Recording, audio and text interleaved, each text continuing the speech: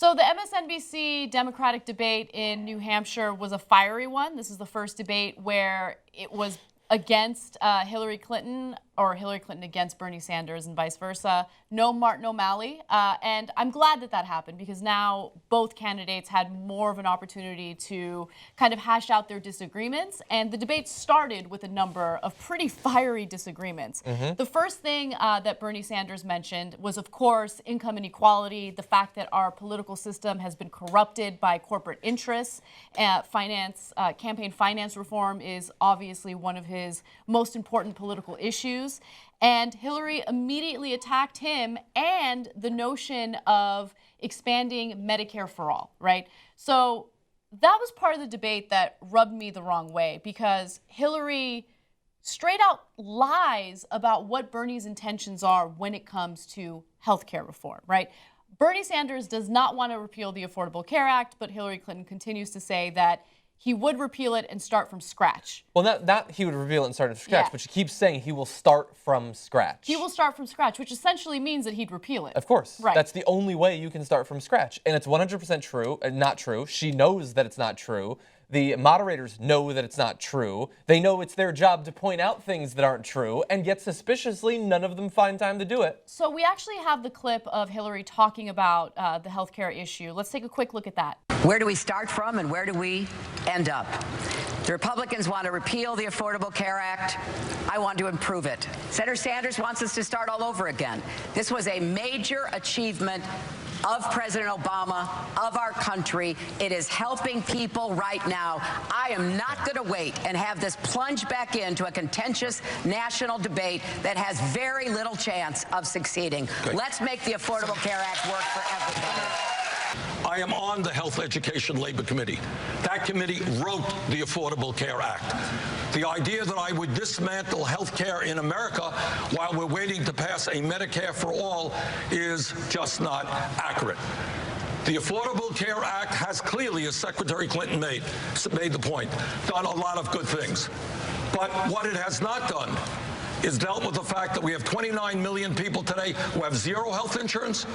We have even more who are underinsured with large deductibles and co-payments, and prescription drug prices are off the wall.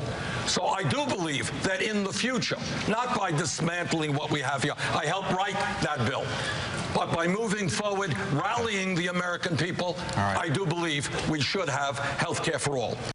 So his response to her was good, but it wasn't great. Do you want to jump in, Jimmy? He's not clear. That is just not accurate. Yeah, don't say it's not accurate. Say it's a lie. Yes. She is lying. She says that over and over. It's not true. No one's going to get away with get rid of your health care. We're going to give you better health care like the rest of the world. And by the way, Obamacare doesn't lower the prices. We're all paying higher now. We're getting screwed by the pharmaceuticals, which he's in bed with. So we're going to change it for the better. We're going to actually lower your medical costs. We're going to bring it online with the rest of the world. Don't listen to that. I helped write that law. That's how he needs to say it instead of, well, that's not accurate. I understand that you can't say that's a lie, but he can say that's not true. She knows it's not true. Both of you know it's not true. Now this whole room knows it's not true. Why you can't could say he that. say that it's a lie? It's a lie. You're not allowed to call the other candidate a liar. Based on what? It's what because kind of people ridiculous freak reason? out. It's they like freak out, and it's the only thing they'll ask him at the next 10 debates. Can he say that she's being deceptive? Is that a better way of Yes. wording it? Yes. Because She that's can what she's say doing. artful innuendo. That's what she said. Even when she was like freaking out, she was like, he uses artful innuendo.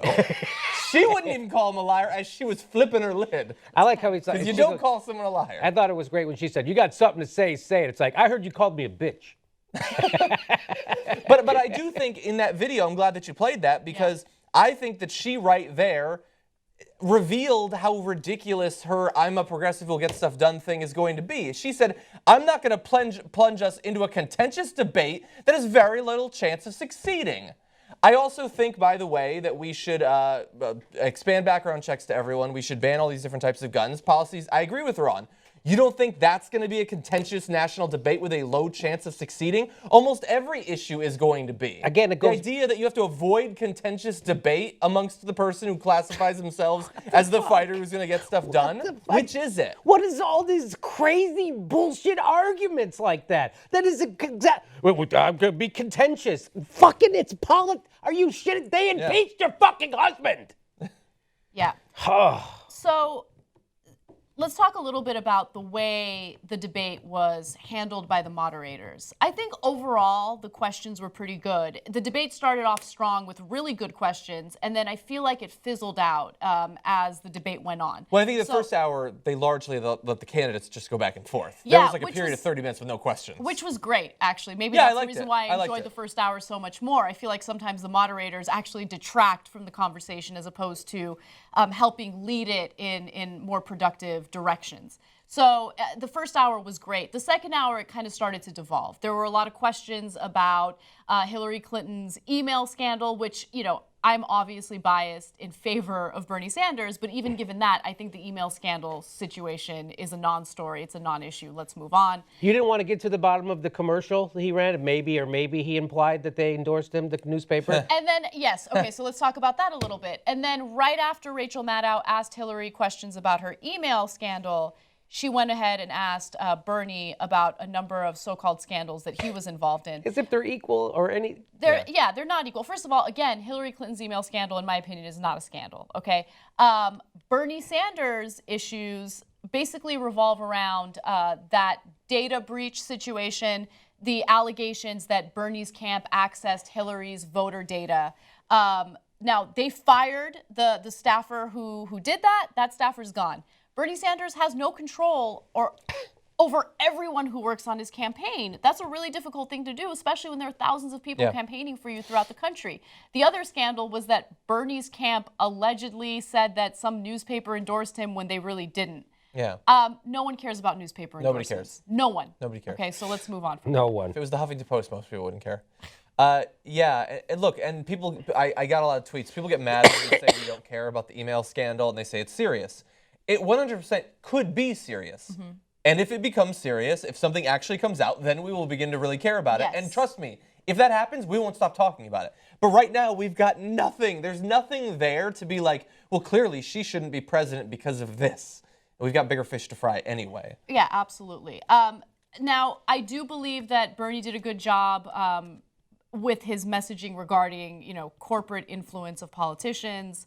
I think that Hillary came off as stronger when it comes to foreign policy simply because of the messaging and the way that they deliver those messages. Hillary talks very confidently about foreign policy. I think that Bernie gets a little flustered. But when you really get down to it, consider the fact that both of them had the exact same information prior to invading Iraq. One politician voted in favor of invading, one politician did not. And so, I mean, I think judgment matters, and John did touch on that a little bit during our live coverage of the debate. Yeah, I thought that his answers on that are going to be perceived to have been flustered, and her answers are going to be perceived to have been a sort of expert. Let's bear in mind, Carly Fiorina gave a lot of specifics when talking about the Fifth Fleet of submarines and Trident Fives and all that stuff.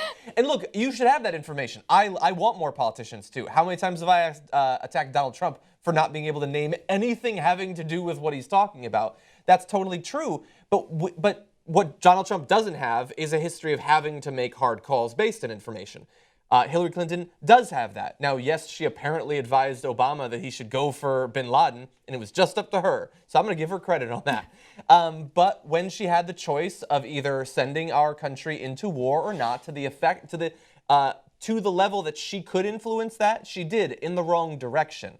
And I think that he needs to better stress that as important as knowledge and experience are, judgment is important too. And if you're going to point out that he doesn't have any experience, that he doesn't know anything, it's all the more impressive that he made that call. Perhaps the most important call before the worst foreign policy blunder in the last 100 years of American history.